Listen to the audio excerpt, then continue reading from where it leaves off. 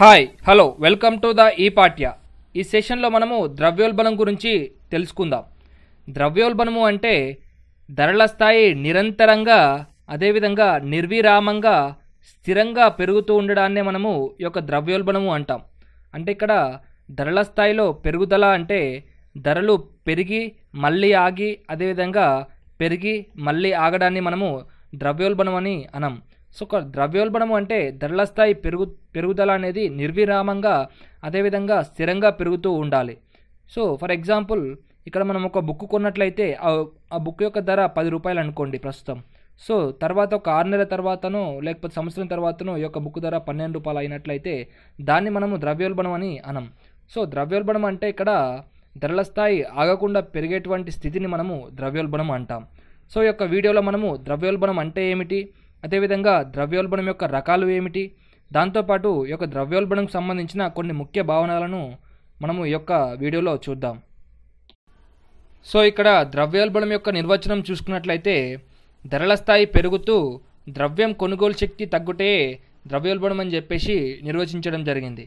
ఇక్కడ కొంతమంది ఆర్థికవేత్తలు ద్రవ్యోల్బణంకు సంబంధించి కొన్ని నిర్వచనాలు ఇవ్వడం జరిగింది. సో ఇక్కడ డాల్టన్ ప్రకారం చూసుకున్నట్లయితే తక్కువ వస్తువు రాశిని ఎక్కువ ద్రవ్యం తరమడమే ద్రవ్యోల్బణం అని చెప్పేసి చెప్పడం జరిగింది. అంటే ఈ యొక్క ద్రవ్యం ఎక్కువగాను అదేవిధంగా ఇక్కడ వస్తురాశి తక్కువగాను ఉంటుందని అర్థం. సో ఇక్కడ హాట్రే ప్రకారం అధిక కరెన్సీ నోట్లను జారీ చేయటే ద్రవ్యోల్బణం అని చెప్పేసి చెప్పడం జరిగింది. అంటే ఇక్కడ అధిక కరెన్సీ నోట్లను ఎక్కువగా ముద్రించి జారీ చేయడం వలన ద్రవ్యోల్బణం వస్తుందని చెప్పేసి ఇక్కడ హాట్రే చెప్పడం జరిగింది. సో అదేవిధంగా క్రౌతర్ను చూసుకున్నట్లయితే ఈ యొక్క ఆర్థికవేత్త ఏమంటున్నాడు అంటే ద్రవ్యోల్బణ స్థితిలో ధరల స్థాయి పెరుగుదల అనగా ద్రవ్యం విలువ తగ్గడమే ద్రవ్యోల్బణం అని చెప్పడం జరిగింది.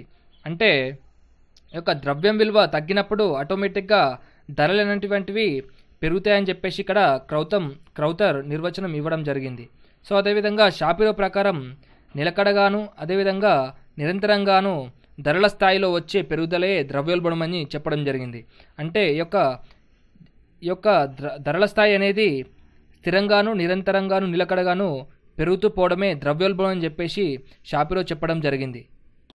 సో ఇక్కడ మనము ద్రవ్యోల్బణం యొక్క రకాలు చూసినట్లయితే ఈ కింది అంశాల ఆధారంగా యొక్క ద్రవ్యోల్బణాన్ని విభజించవచ్చు. సో ఇక్కడ ద్రవ్యోల్బణ రేటును బట్టి ద్రవ్యోల్బణాన్ని విభజించవచ్చు. అదేవిధంగా ద్రవ్య ప్రసార వేగం బట్టి ద్రవ్యోల్బణం విభజించవచ్చు. అదేవిధంగా కిన్స్ వర్గీకరణ ధరల నియంత్రణ స్థాయిని బట్టి, దాంతోపాటు ద్రవ్యోల్బణం ఏర్పడే కారణాలను బట్టి, దాంతోపాటు రాబర్ట్ జే గార్డెన్ అనే ఆర్థికవేత్త కూడా ఈ యొక్క ద్రవ్యోల్బణాన్ని వర్గీకరించబడింది. సో ఇక్కడ మనము ఫస్ట్ వన్ ద్రవ్యోల్బణ రేటును బట్టి ద్రవ్యోల్బణ రకాలు చూసినట్లయితే అంటే ఇక్కడ మనకు ప్రతి సంవత్సరం ధరల స్థాయిలో పెరుగుదల ఎంత మోతాదులో ఉందో దాన్ని బట్టి చూసుకున్నట్లయితే మనకు ప్రాకే ద్రవ్యోల్బణం, నడిచే ద్రవ్యోల్బణం, అదేవిధంగా పరిగెత్తే ద్రవ్యోల్బణం, దూకే ద్రవ్యోల్బణం, హైపర్ ద్రవ్యోల్బణంలో ఈ విధంగా మనము విభజించవచ్చు. సో ఇక్కడ ప్రాకే ద్రవ్యోల్బణాన్ని చూసుకున్నట్లయితే ప్రతి సంవత్సరం యొక్క ధరల స్థాయిలో పెరుగుదల అతి తక్కువ మోతాదులో ఉంటే దాన్ని మనము ప్రాకే ద్రవ్యోల్బణం అంటాం. అంటే ఇక్కడ మనకు సంవత్సరానికి 3% కంటే తక్కువగా ఉంటే దాన్ని మనము ఈ యొక్క ధరల పెరుగుదల అంటే ఇక్కడ ధరల స్థాయిలో పెరుగుదల అనేది 3% కంటే తక్కువగా ఉంటే దాన్ని మనము ప్రాకే ద్రవ్యోల్బణం అంటాం. అదేవిధంగా నడిచే ద్రవ్యోల్బణము చూసుకున్నట్లయితే ప్రతి సంవత్సరం 4 నుంచి 5% వరకు ధరల పెరుగుదల ఉంటే దాన్ని మనము నడిచే ద్రవ్యోల్బణం అంటాం. సో ఇక్కడ పరిగెత్తే ద్రవ్యోల్బణం చూసుకున్నట్లయితే ఇక్కడ మనకు సంవత్సరంలో ధరల పెరుగుదల అనేది 10% వరకు ఉంటే మనకి ఇక్కడ దాన్ని అంటే ఇక్కడ 5 నుంచి 10% మధ్యలో ఉంటే దాన్ని మనము పరిగెత్తే ద్రవ్యోల్బణం అంటాం. అదేవిధంగా దూకే ద్రవ్యోల్బణాన్ని చూసుకున్నట్లయితే ఇక్కడ మనకు ద్రవ్యోల్బణం 2 అంకెల స్థాయిలో ఉంటే దాన్ని మనము దూకే ద్రవ్యోల్బణం అంటాం. అంటే 10% కంటే ఎక్కువగా ఉంటే దాన్ని మనము దూకే ద్రవ్యోల్బణం అంటాం. అంటే ప్రతి సంవత్సరం ధరల పెరుగుదల అనేది 10% కంటే ఎక్కువగా ఉంటే దాన్ని మనము దూకే ద్రవ్యోల్బణం అంటాం. అదేవిధంగా హైపర్ ఇన్ఫ్లేషన్ అంటే హైపర్ ద్రవ్యోల్బణం చూసుకున్నట్లయితే సంవత్సరానికి 3 అంకెల అంటే ఇక్కడ మనకు 100 పైన ఉంటే దాన్ని మనము హైపర్ ఇన్ఫ్లేషన్ లేదా హైపర్ ద్రవ్యోల్బణం అని అంటాం. సో అదేవిధంగా ఇక్కడ మనకు ద్రవ్యోల్బణంకు సంబంధించి ఆమోదించదగిన ద్రవ్యోల్బణ రేటు ఎంత ఉండాలి అని చెప్పేసి ఇక్కడ కొన్ని భిన్నమైన అభిప్రాయాలు వ్యక్తం చేయడం జరిగింది. అంటే ఇక్కడ ఒక ఆర్థిక వ్యవస్థకు, అంటే ఒక మంచి ఆర్థిక వ్యవస్థకు ఎంత శాతంలో యొక్క ద్రవ్యోల్బణం ఉండాలని చెప్పేసి ఇక్కడ కొన్ని భిన్నమైన అభిప్రాయాలు వ్యక్తం చేయడం జరిగింది. సో ఇక్కడ చక్రవర్తి కమిటీ ఈ యొక్క ద్రవ్యోల్బణం అనేది 4% ఆర్థిక వ్యవస్థకు ఆమోదయోగ్యమైందని చెప్పేసి చెప్పడం జరిగింది. సో అదేవిధంగా భారత ప్రభుత్వం ప్రకారం ఈ యొక్క ద్రవ్యోల్బణం అనేది 4 నుంచి 6% ఉంటే ఈ యొక్క ద్రవ్యోల్బణం అనేది ఆర్థిక వ్యవస్థకు మంచిదని చెప్పేసి చెప్పడం జరిగింది.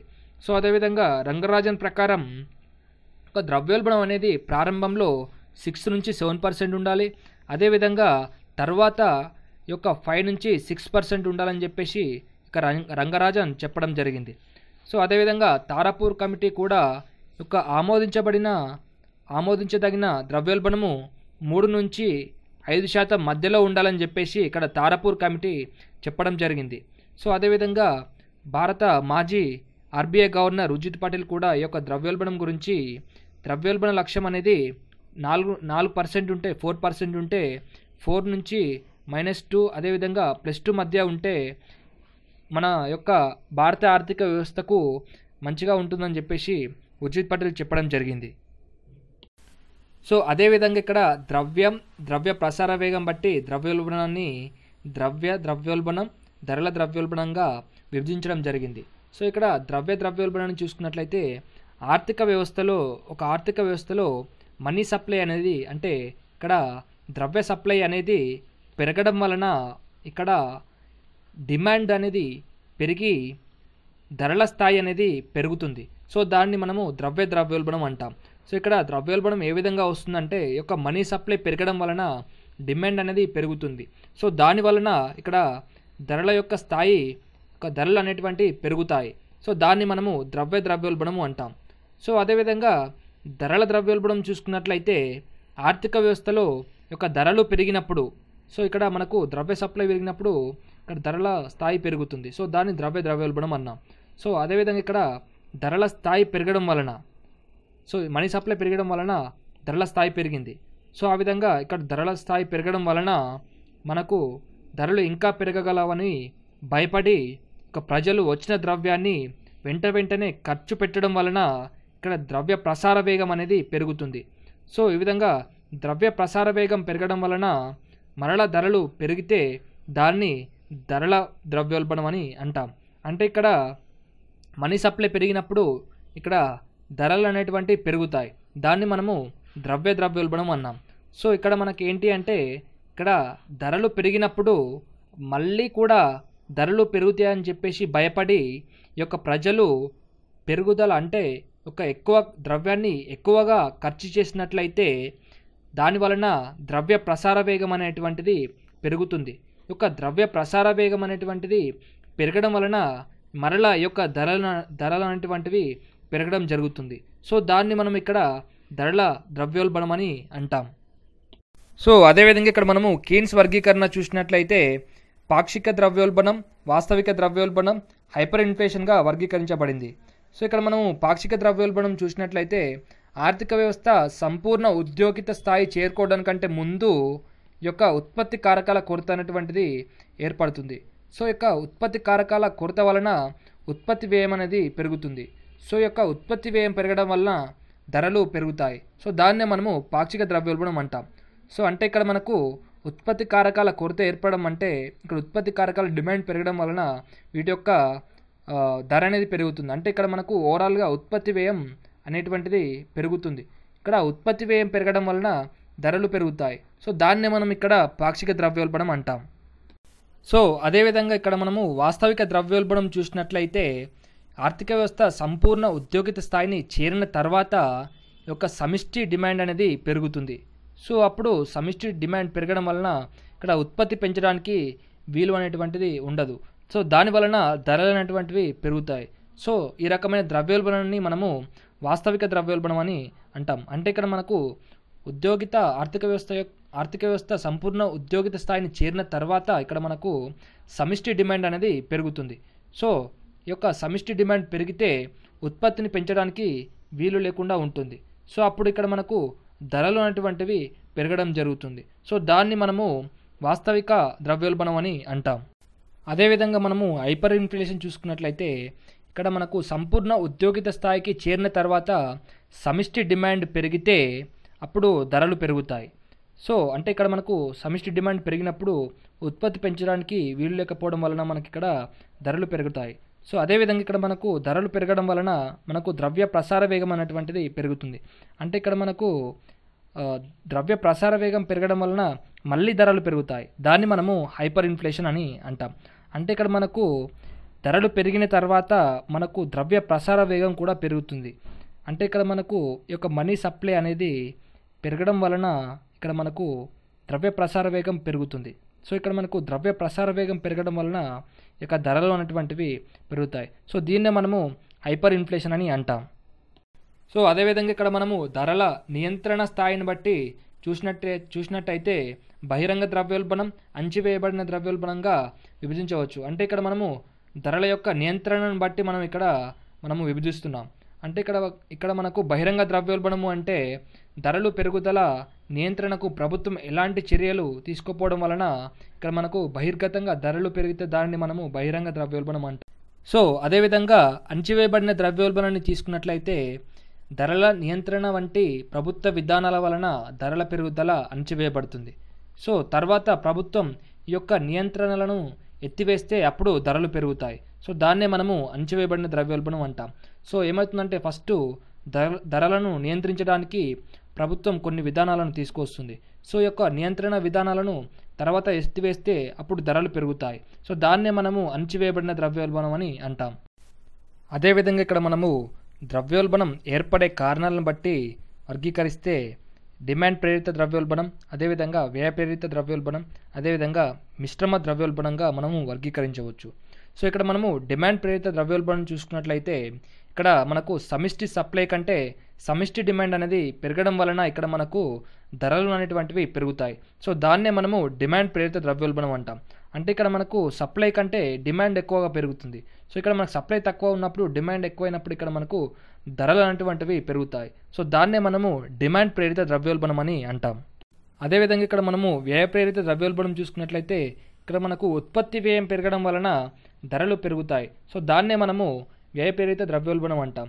సో ఇక్కడ ఉత్పత్తి వ్యయము అంటే ఇక్కడ మనకు శ్రామిక్ అంటే లేబర్స్కి ఎక్కువ వేతనం పెంచడం, లేకపోతే ముడి సరుకులకు ఎక్కువగా కేటాయించడం, లేకపోతే ఇక్కడ కంపెనీ వాళ్ళు అంటే కంపెనీ వ్యవస్థాపకులు ఇక్కడ ఎక్కువ లాభాన్ని ఆశించడం ద్వారా ఇక్కడ మనకు వస్తువు యొక్క ధర పెంచడం జరుగుతుంది. సో ఈ విధంగా ధరల యొక్క స్థాయి పెరగడాన్ని మనం ఇక్కడ వ్యయ ప్రేరిత ద్రవ్యోల్బణం అని అంటాం.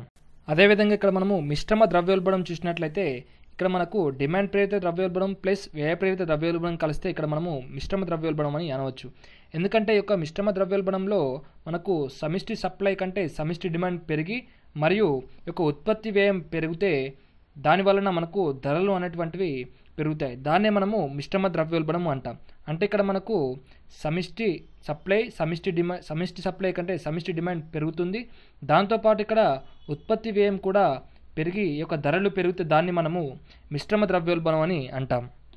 సో అదేవిధంగా రాబర్ట్ జే గార్డెన్ ప్రకారం ద్రవ్యోల్బణాన్ని 3 రకాలుగా వివరించడం జరిగింది.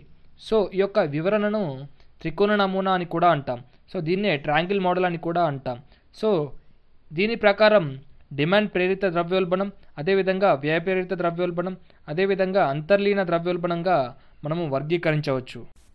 ఇక్కడ డిమాండ్ ప్రేరిత ద్రవ్యోల్బణాన్ని చూసినట్లయితే డిమాండ్ పుల్ ఇన్ఫ్లేషన్ని చూసినట్లయితే ఇక్కడ సమిష్టి డిమాండ్ పెరగడం వలన ఏర్పడే ద్రవ్యోల్బణాన్ని డిమాండ్ ప్రేరిత ద్రవ్యోల్బణం అని అంటాం.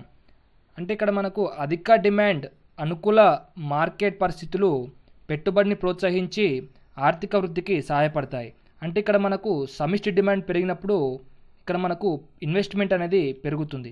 సో ఈ యొక్క ఇన్వెస్ట్మెంట్ పెరిగినప్పుడు మనకు ప్రొడక్షన్ పెరిగి ఈ యొక్క ఆర్థిక వృద్ధికి సహాయపడుతుంది. అదేవిధంగా మనము వ్యయ ప్రేరిత ద్రవ్యోల్బణం చూసుకున్నట్లయితే ఉత్పత్తి కారకాల ధర పెరగడం వల్ల ఒక సమిష్టి సప్లై అనేది తగ్గిపోతుంది. సో దానివల్ల ఇక్కడ ధరలు అనేటువంటివి పెరుగుతాయి. దాన్నే మనము వ్యయ ప్రేరిత ద్రవ్యోల్బణం అంటాం. అంటే ఇక్కడ మనకు ఉత్పత్తి కారకాల ధరల పెరుగుదల ఇక్కడ మనకు ఉత్పత్తిని అనేది తగ్గిస్తుంది. సో ఇక్కడ ఉత్పత్తి తగ్గడం వలన మనకు ఇక్కడ మనకు ఈ యొక్క సప్లై అనేది తగ్గిపోతుంది. సో ఇక్కడ సప్లై తగ్గిపోవడం వలన ఇక్కడ ధర అనేది పెరగడం జరుగుతుంది. సో దాన్నే మనము వ్యయప్రేరిత ద్రవ్యోల్బణం అని అంటాం.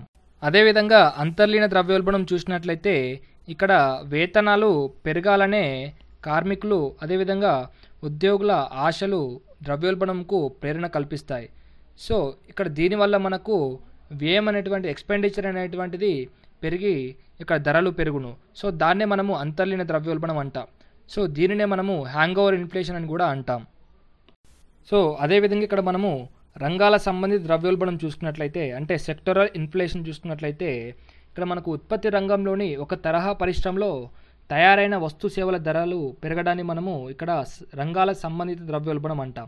ఫర్ ఎగ్జాంపుల్ ఇక్కడ మనము ఇక్కడ ముడి చమురు ధర పెరిగితే దాన్ని ఉపయోగించే ఇతర పరిశ్రమల ఉత్పత్తుల ధరలు కూడా పెరుగుతాయి. సో దాన్నే మనం ఇక్కడ రంగాల సంబంధిత ద్రవ్యోల్బణం అని అంటాం. అదేవిధంగా ధరశక్తి నిర్ణాయక ద్రవ్యోల్బణము అంటే దీన్ని మనం ప్రైజింగ్ పవర్ ఇన్ఫ్లేషన్ అంటాం. అంటే పారిశ్రామిక వ్యాపార సంస్థలు తమ లాభాలను పెంచుకోవడం కోసం వాటి ఉత్పత్తి అమ్మకపు ధరలు పెంచడాన్ని మనం ఇక్కడ ధరశక్తి నిర్ణాయక ద్రవ్యోల్బణం అంటాం. అంటే ఇక్కడ పారిశ్రామికవేత్తలు లేకపోతే వ్యాపార సంస్థలు వాటి యొక్క లాభాలను పెంచుకోవడం కోసం అవి ఉత్పత్తి చేసిన అమ్మకపు ధరలు పెంచడాన్ని మనం ఇక్కడ ధరశక్తి నిర్ణాయక ద్రవ్యోల్బణం అంటాం. సో అదేవిధంగా ఇక్కడ కోశ సంబంధ ద్రవ్యోల్బణం అంటే ఫిజికల్ ఇన్ఫ్లేషన్ని చూసుకున్నట్లయితే ఇక్కడ ప్రభుత్వం సేకరించిన రాబడి కంటే ఇక్కడ ప్రభుత్వం యొక్క వ్యయం అనేది ఎక్కువగా ఉంటే దాన్ని మనము కోశ సంబంధ ద్రవ్యోల్బణం అంటాం. ప్రభుత్వ బడ్జెట్ లోటు వల్ల కలిగే ధరల పెరుగుదల యొక్క కోశ సంబంధ లోటుగా మనము చెప్పవచ్చు. అంటే ఇక్కడ మనకు రాబడి కంటే వ్యయం ఎక్కువగా ఉంటే ప్రభుత్వం యొక్క వ్యయం ఎక్కువగా ఉంటే దాన్ని మనము కోశ సంబంధ ద్రవ్యోల్బణం అని అంటాం. దీన్నే మనము ఫిజికల్ ఇన్ఫ్లేషన్ అని కూడా అంటాం. ద్రవ్యోల్బణంకు సంబంధించి కొన్ని ముఖ్యమైన టర్మినాలజీస్ చూసుకున్నట్లయితే ద్రవ్యోల్బణము అంటే నిరంతరం ధరల పెరుగుదలనే మనము ద్రవ్యోల్బణం అని అంటాం. అదేవిధంగా డిస్ఇన్ఫ్లేషన్ అంటే ఇక్కడ ధరలు పెరుగుతున్నప్పుడు ప్రభుత్వం చర్యలు తీసుకొని యొక్క ధరల్ని తగ్గించడాన్ని మనం ఇక్కడ డిస్ఇన్ఫ్లేషన్ అని అంటాం. దీనిలో ధరలు తగ్గేటప్పుడు ఉత్పత్తి అదేవిధంగా ఉపాధి స్థాయిలు అనేటువంటివి తగ్గవు. అంటే ఇక్కడ నిరుద్యోగం పైన ఎటువంటి ఎఫెక్ట్ అనేటువంటిది చూపించదు. అదేవిధంగా మనం ఇక్కడ డిఫ్లేషన్ని చూసుకున్నట్లయితే దీన్నే మనం ప్రతి ద్రవ్యోల్బణం అంటాం. సో ఇది మనకు ద్రవ్యోల్బణంకు వ్యతిరేకమైన స్థితి. ఏంటి అంటే ఇక్కడ ధరలు తగ్గుతూ ఉండే పరిస్థితి లేదా ద్రవ్యం విలువ పెరుగుతూ ఉండే పరిస్థితిని ఇక్కడ మనము డిఫ్లేషన్ అంటాం. అంటే ఇక్కడ మనకు ధరలు పెరగడం లేకపోతే యొక్క ద్రవ్యం విలువ పెరగడాన్ని మనం ఇక్కడ డిఫ్లేషన్ అని అంటాం. సో ఇక్కడ సమిష్టి డిమాండ్ అనేటువంటిది తగ్గుట వలన ఇక్కడ ధరలు అనేటువంటివి తగ్గుతాయి. సో దాన్నే మనము డిఫ్లేషన్ అని అంటాం. అదేవిధంగా రిఫ్లేషన్ తీసుకున్నట్లయితే రిఫ్లేషన్ అంటే యొక్క డిఫ్లేషన్ సిచ్యువేషన్ ఉన్నప్పుడు అంటే యొక్క ప్రతి ద్రవ్యోల్బణం ఉన్నప్పుడు ప్రభుత్వం చొరవ తీసుకొని ఒక ప్రభుత్వ చర్యల వలన ధరల స్థాయి పెరిగితే దాన్ని మనము రిఫ్లేషన్ అని అంటాం. అంటే ఇక్కడ ప్రభుత్వం చొరవ తీసుకొని ధరల స్థాయి పెరిగితే దాన్ని మనము రిఫ్లేషన్ అని అంటాం. సో అదేవిధంగా మనము స్టాగ్ఫ్లేషన్ని చూసుకున్నట్లయితే ఇక్కడ మనకు సాధారణంగా ద్రవ్యోల్బణ కాలంలో ఉద్యోగిత రేటు అనేది పెరుగుతుంది. అంటే ఇక్కడ ఎంప్లాయ్మెంట్ అనేది వస్తుంది ద్రవ్యోల్బణం వల్ల. అంటే ఇక్కడ ధరల పెరుగుదలతో పాటు ఆర్థిక వృద్ధి అనేది జరుగుతుంది. కానీ ఇక్కడ స్టాగ్ఫ్లేషన్లో ఒకవైపు ధరలు పెరుగుతూ మరోవైపు యొక్క నిరుద్యోగత అనేది ఉంటే దాన్ని మనము స్టాగ్ఫ్లేషన్ అంటాం.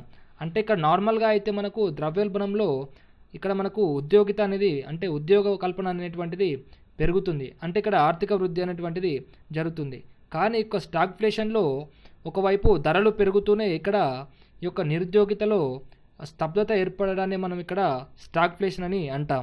సో ఇక్కడ మనము ఓవరాల్గా చూసుకున్నట్లయితే ఇక్కడ మనకు ఇన్ఫ్లేషన్లో అదేవిధంగా రిఫ్లేషన్లో మనకు ఇక్కడ ధరలు అనేటువంటివి పెరుగుతాయి. ఇన్ఫ్లేషన్లో మనకు ఇక్కడ మార్కెట్ వల్ల అదేవిధంగా మార్కెట్ ప్రభావం వల్ల మనకు ఇన్ఫ్లేషన్లో ధరలు పెరుగుతాయి.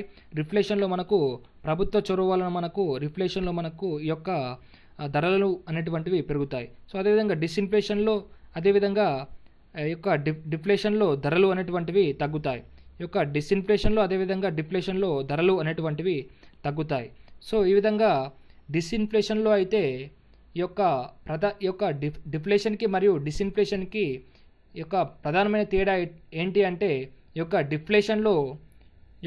డిఫ్లేషన్లో అయితే మనకు మార్కెట్ శక్తుల వలన ధరలు అనేటువంటివి తగ్గుతాయి.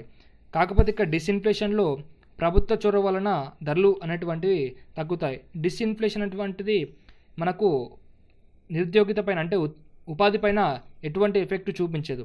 కాకపోతే ఈ యొక్క డిఫ్లేషన్ అనేటువంటిది మార్కెట్ శక్తుల వలన ధరలు తగ్గుతాయి కాబట్టి ఈ యొక్క ఉద్యోగం పైన ఈ యొక్క డిఫ్లేషన్ అనేటువంటిది ప్రభావం అనేటువంటిది చూపుతుంది.